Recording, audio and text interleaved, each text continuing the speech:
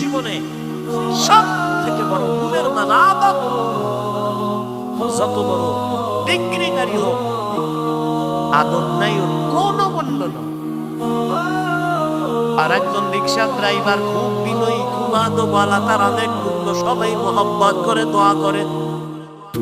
স্কুলের ছেলেটা সালাম ছাড়া কথা বলে না, চোখ উঠাইয়া কথা বলে না, নত হয়ে চলে, ওই লোকটারে সবাই মোহাম্মত করে। ছেলেটা স্কুলে পড়লে কি হবে বলো? ভালো সন্তান। এই যে ভালো বলে, এটাই দোয়া। হাত উঁচু করে দোয়া করতে হয় না। আদবওয়ালা জিন্দেগির বড় দাম। বড় হুজুরের সামনে নামাজের সুরাতে বসার নাম আদব, এটা না। ভালো করে বুঝেন আদব কি জিনিস। বলে যেই জিনিসটা, যেই কাজটা যেইভাবে করা উচিত, যেই জিনিস যেই জায়গায় রাখা উচিত, ওটা ওই জায়গায় রাখা, ওই কাজটা ওইভাবে করার নাম আদব। ভালো করে বুঝবেন কোরআন শরীফ রাখার আদব কি, মাটির না উঁচায়, এটা আদব। জুতা রাখবেন উপরে না নিচে, এটা আদব। জুতা যদি কেউ মাথায় লে আদব,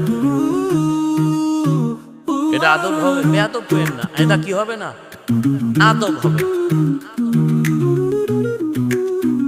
প্রত্যেকটা ক্ষেত্রে আদব। এই যে আমি হাতটা নাড়াইতেছি, এখানেও কি আছে? কথা বলেন। আপনি যে হাঁটতেছেন, হাঁটার মধ্যে আদব আছে। আপনি যে দুই চোখ দিয়ে তাকাইতেছেন, তাকানোর মধ্যে আদব আছে, নাই? আমি যে কথা বলতেছি, কথার মধ্যে আদব। আমি যে ঘুমাবো, ঘুমানোর মধ্যে আদব। সহজ আর একটা জবাব হলো, আদবের অপর নাম হলো সুন্নতে নববী। সুন্নাত অনুযায়ী চলার নাম আদব। যেমন এই যে এক বোতল পানি, পানির পিপাসা লাগছে আমারও আপনারও। এখন আপনি আদব অনুযায়ী যদি পান না করেন, আমি যদি আদব অনুযায়ী করি, বাম হাতে বোতলটা ধরে ডান হাত দিয়া ডান হাত দিয়ে আমি পানিটা পান করবো এক টানে আর 3 শ্বাসে। আর আপনি দেখো আদবের চিন্তা নেই, ফট করে মামার দিয়ে এক টান দিছে, এক বোতল খালি, ফট করে মুখে আটকায়া দরকার টাইম নেই। যেই পানি কোথাও আটকায় না, এটা বুকে গিয়ে আটকায় গেছে, গলায় আটকায়। আদব। জুতা পড়তেছেন, এখানে আদব। কেমন আদব? মসজিদে ঢুকবেন কোন পা দিয়া? ডান পা দিয়া। বের হবেন বাম পা দিয়া। বাম পা দিয়া বের হইয়া জুতার মধ্যে প্রথম পা ঢুকাবেন ডান পা, বাম পা না। মসজিদ থেকে বের হইবেন বাম পা দিয়া, জুতায় ঢুকবে কোন পা? বাম পা কই রাখবেন? জুতার উপরে। ধন্যবাদ। ডান পা ডান জুতায় ঢুকাইয়া এরপরে বাম পা ঢুকাবেন। এবার দোনো পাও লেভেল পজিশন হয়ে গেল। এবার আপনি যখন কদম দিবেন, তখন ডান পা দিয়া কদম দিবেন, এটা আদব। প্রত্যেকটা ক্ষেত্রে আদব। কলম কোম্পানি কলম বানাইছে লেখার জন্য, কি জন্য ভাই? বাথরুমে। কলম দিয়ে কই লিখবেন? আর এক কোম্পানি লেখার জন্য খাতা বানাইছে, কাগজ বানাইছে না? এখন আপনি কলম দিয়ে লিখবেন কই? কাগজ। যারা বাথরুমে লেখে, বাথরুমে লেখে আই লাভ ইউ, তার মানে তোর মতো বাথরুমের আমি খুব ভালোবাসি। বাথরুম বাকিয়ে আওয়াজ দিতে থাকে ইউ লাভ মি, তোরও আমি খুব মিস করি, সময় মতো আইও। থানবী রহমতুল্লাহ আলাইহি লিখেছেন, বাথরুমে যারা খালি পায়, খালি মাথায় যায়, লেখা পড়ে অথবা লেখে, এদের জেহেন বিদ্যুতের গতিতে কমে যায়। আর কয় হুজুর পড়ি, মনে থাকে না। কাম কর দিয়া মনে থাকবে কেমনি? নিম্নচাপ শুরু হয়ে গেছে, জুতা ভরার টাইম করে বাথরুম, দরজা খুলে রাখ। অথচ আদব অনুযায়ী বাথরুমে ঢুকো, বাম পা দিয়ে ঢুকো, তবে কখনো খালি মাথায় খালি পায়ে বাথরুমে ঢুকবা না, কারণ বাথরুম হলো জিন শয়তানের আড্ডাখানা। ওখানে তুমি মাথা খালি রেখে ঢুকবা না, পা খালি রেখে ঢুকবা না, জুতা পরে ঢুকো, দোয়া পরে ঢুকো, কিছু পারো না তো বিসমিল্লাহ বলে ঢুকো। বাথরুমে ঢুকার পর বাম পায়ের উপরে ভর করে বসো আদব। হাঁটুর উপরে কাপড় উঠানো যাবে না, আদব। আবার তুমি দ্রুত বের হয়ে যাও, বাম পা দিয়ে বের হও না, কোন পা? ডান পা দিয়ে বের হও, এরপরে দোয়া করো, কিছু পারো না আলহামদুলিল্লাহ বলো। যদি এই আদব অনুযায়ী বাথরুমে যাও, শীতয় হইয়া কোনোদিন মাথা বাড়বে না। বাথরুমে গিয়ে অত অনেকে পরে অ্যাক্সিডেন্ট হয়ে যায়, দুর্ঘটনা হয়। এক নম্বর, চূড়ান্ত সফলতার পর্যায়ে পৌঁছতে হলে 3টা গুণ লাগবে। 1 নম্বর গুণের নাম আদব। বেয়াদে যত চেষ্টা দিবে, যত কিতাব পড়বে, কলমের খোঁচায় নাম্বার 1 পাস, কোনো লাভ নাই, কপাল খারাপ। ইবলিসের থেকে কি তুমি সেজদা বেশি দিছো? ইবলিস তো অনেক ইবাদত করনেওয়ালা, যার ইবাদতে খুশি হইয়া আমার আল্লাহ নিজে ওকে উপাধি দিলেন, তুই ওলিয়ে কামেল, তুই বুজুর্গ, তুই খাজেন, তুই আরেফ। জাগামতো একটা বেয়াদবি করেছে, জীবনের সব বরবাদ। বেয়াদবি কয়টা করছে? একটা শেষ।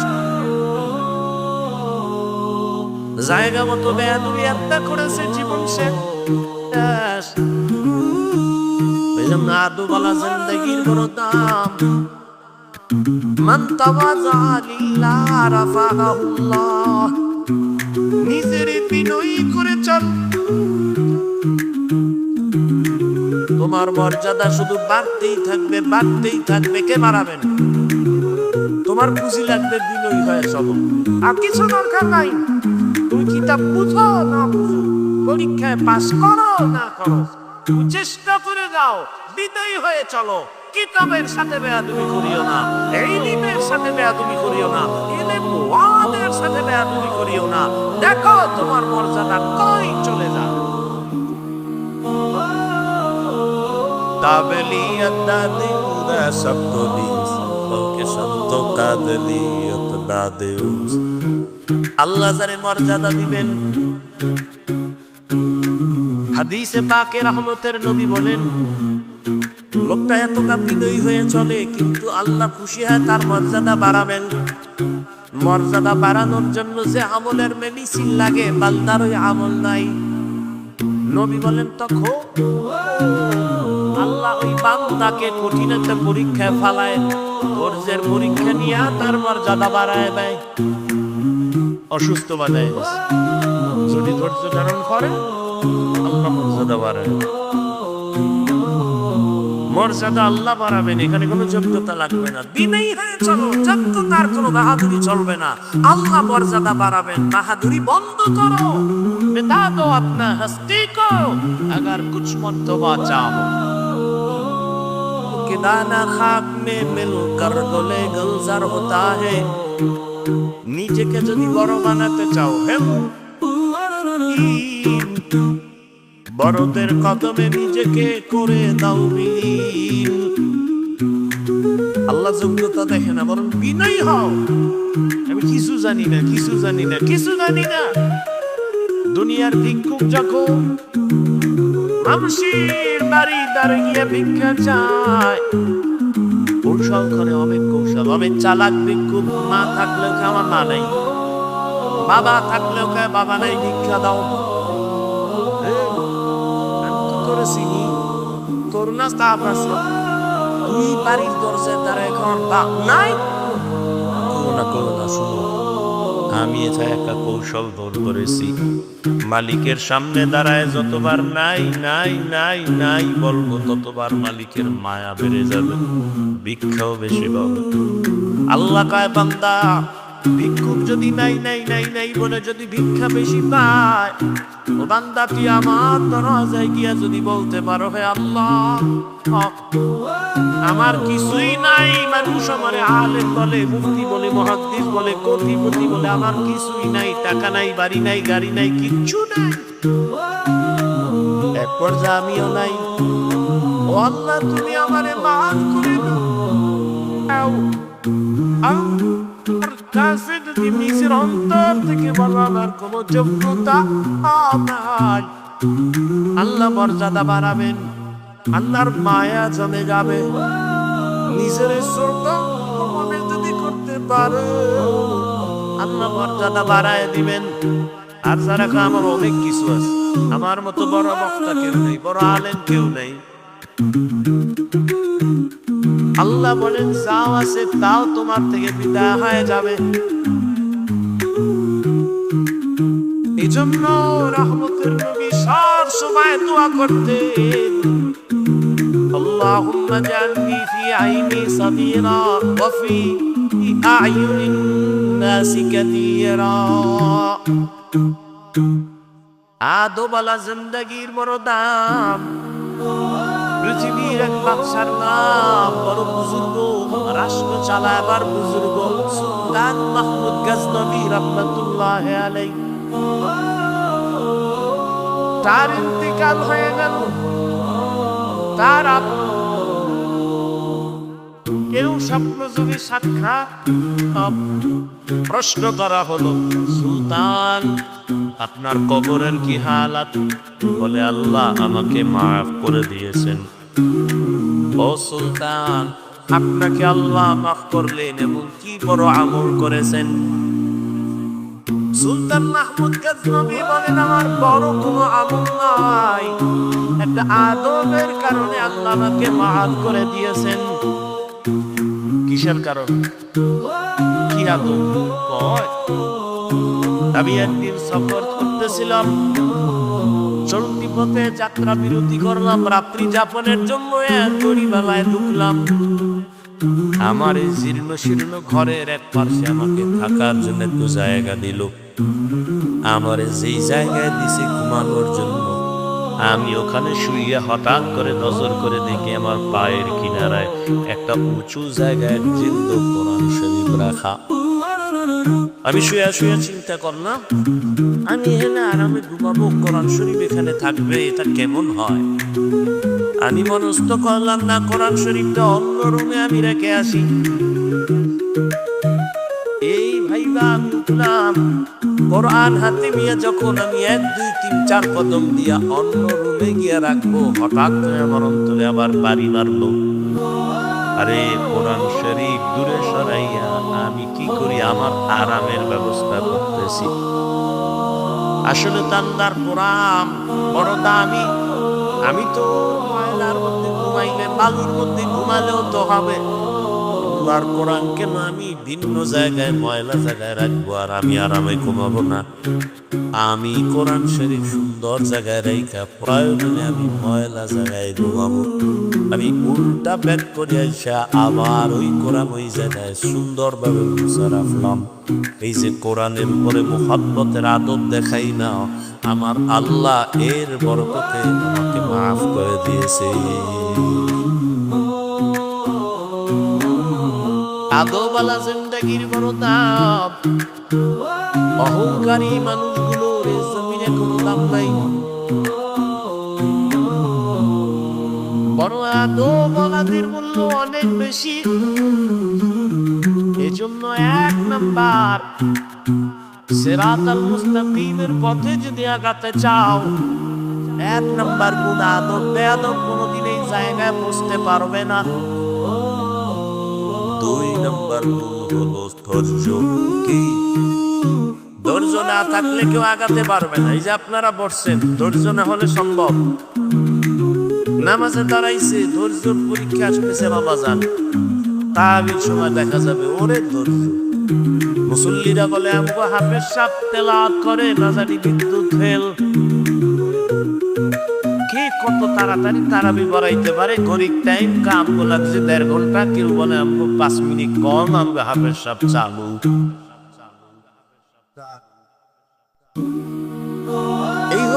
ধৈর্য, অথচ ধৈর্য কত দামি সম্পদ। আল্লাহ কোরআনে বলেন ধৈর্য ধারণকারীদের আমি দুইটা পুরস্কার দেব, একটা দুনিয়ায় আর একটা পরকালে। দুনিয়ার পুরস্কার আমি আল্লাহ তার হয়ে যাব। ইয়া আইয়ুহাল্লাযীনা আমানু ইসতাঈনু বিস-সাবরি ওয়াস-সালাহ ইন্নাল্লাহা মা'আস-সাবিরিন।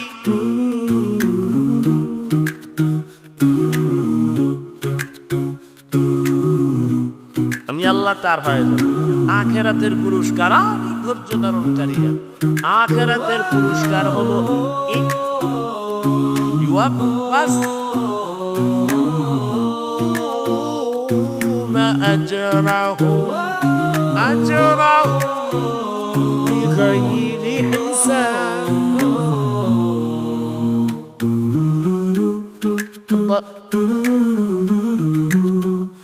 পরকালে বিনে হিসাবে জানলাম। ধৈর্য বড় দামি এক সম্পদ। আল্লাহ বারবার ধৈর্যের বয়ান করেন। ইয়া আইয়ুহাল্লাযীনা আমানু ইসবিরু ওয়া রাবিতু ওয়াসাবিরু ওয়া রাবিতু ওয়াত্তাকুল্লাহ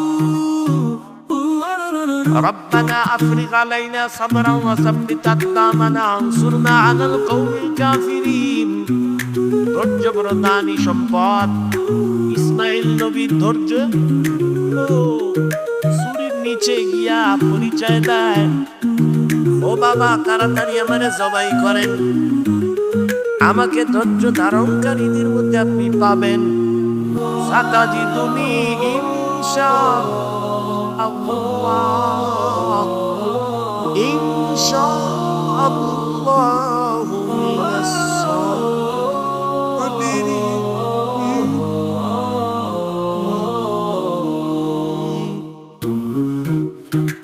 ওদিকে মা হাজেরার ধৈর্য 6 বছর পর্যন্ত এই শিশু ইসমাঈলের লালন পালন করলেন। বাবাও নাই, খবর নিতে কেউ আসে না। চতুর্দিকে জঙ্গল আর পাহাড়, কোনো আলো বাতাস নাই।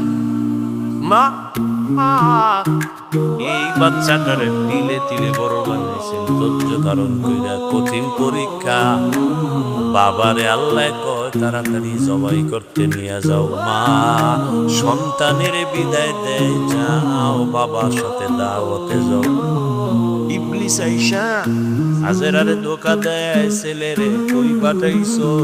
বাবাই ছুরি নিয়ে জবাই করো। হাজেরা বুঝে ফেলছে শয়তান, ডাক দিয়া কয় শয়তান, বাবাই কোনদিন তো ছেলেরে জবাই করতে পারে না। শয়তান বলে আল্লাহর অর্ডার হয়ে গেছে। হাজেরা ডাক দিয়ে আমার মাওলায় যদি চায় একজন ইসমাঈল না, আর যদি আমার ইসমাঈল থাকে সব আমি ছুরির নিচে দিয়ে দিব। ধৈর্য বড় দামি এক সম্পদ। وَلَنَبْلُوَنَّكُمْ بِشَيْءٍ مِّنَ الْخَوْفِ وَالْجُوعِ وَنَقْصٍ مِّنَ الْأَمْوَالِ وَالْأَنفُسِ وَالثَّمَرَاتِ وَبَشِّرِ الصَّابِرِينَ وَالْعَصْرِ إِنَّ الْإِنسَانَ لَفِي خُسْرٍ إِلَّا الَّذِينَ آمَنُوا وَعَمِلُوا الصَّالِحَاتِ। সব মানুষ জাহান্নামে যাবে, জাহান্নামীরা জান্নাতে যাবে। إِلَّا الَّذِينَ آمَنُوا وَعَمِلُوا الصَّالِحَاتِ وَتَوَاصَوْا بِالْحَقِّ وَتَوَاصَوْا بِالصَّبْرِ। এই ধৈর্য আবার 3 প্রকার। ইবাদতের বেলায় ধৈর্য, গুনাহের বেলায় ধৈর্য, মুসিবতের বেলায় ধৈর্য। আল্লাহ আমাদের আদোওয়ালা জিন্দেগি দান করেন, আমিনও কয় না। আল্লাহ আমাদের আদোওয়ালা বিনয়ী জিন্দেগি দান করেন। কি মস্কারি করতেছি বলে করতেছেন না? আল্লাহ আমাদেরকে আল্লাহ সাবিরদের অন্তর্ভুক্ত বানায় দেন। কয়গুণ লাগবে? শেষ কান্নাওয়ালা তওবা।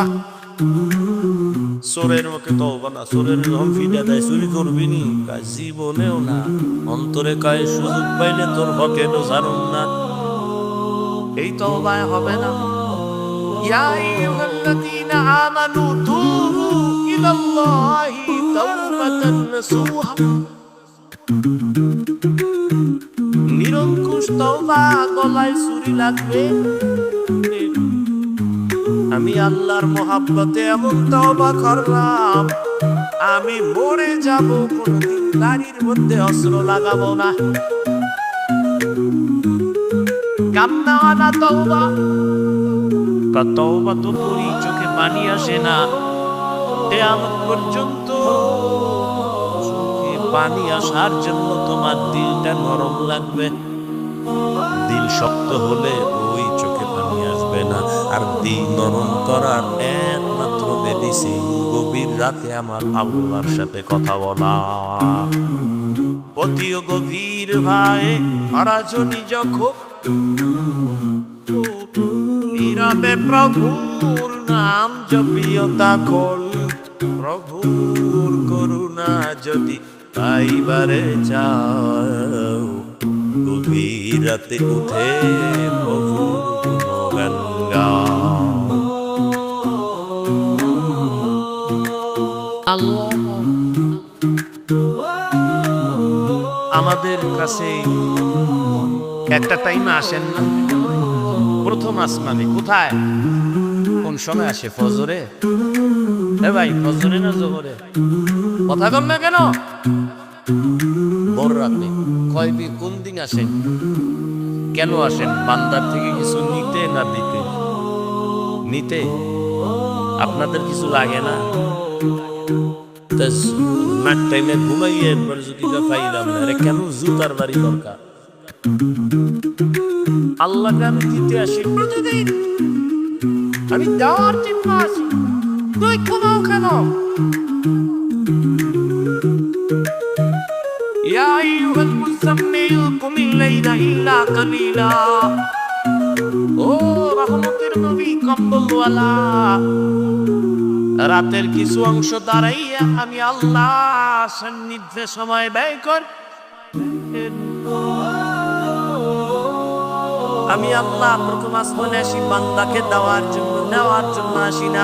আলামি মুস্তাগফিরিন ফাগফির আলা, কে গুনাহ করেছো ক্ষমা চাও, আমি ক্ষমা করে দিব। রিজিক লাগলে বলো, কি সমস্যা আমার কাছে বলে। এমন একটা রাত নাই যে আমার আল্লাহ বান্দাকে দিতে আসেন না। আল্লাহ দেওয়ার জন্য আসেন। ওই টাইমে তুমি একটু আল্লাহকে যদি ডাক দেও, জীবনের সব দাবি আল্লাহ পূরণ করে দিবেন। আল্লাহ আমাদেরকে কান্নাওয়ালা তওবা দান করে। আরে কান্নাওয়ালা তওবার জন্য চাইলেই তাহাজ্জুদ আপনি উঠতে পারবেন না। যাদের অভ্যাস আছে তাদের সাথে একটু সম্পর্ক তৈরি করবেন, দেখবেন আপনার মধ্যে স্পৃহা জেগে যাবে, উঠে যাবে যেন আমি উঠি, আমার উঠা দরকার। সৎসঙ্গে সর্ববাস। এই জন্য আল্লাহর প্রিয় বান্দা যারা ভোর রাতে আল্লাহকে ডাকেন, এদের সাথে সম্পর্ক রাখেন, দেখবেন আপনার অন্তরের মধ্যে অবস্থা হয়ে যাবে। ওযু করে ঘুমাবেন, দরুদ করে ঘুমাবেন, আল্লাহকে বলবেন আল্লাহ ভোর রাতে উঠার মতো একটু তৌফিক দান করো। দেখবেন একদিন না একদিন আল্লাহ রাস্তা খুলে দিবেন।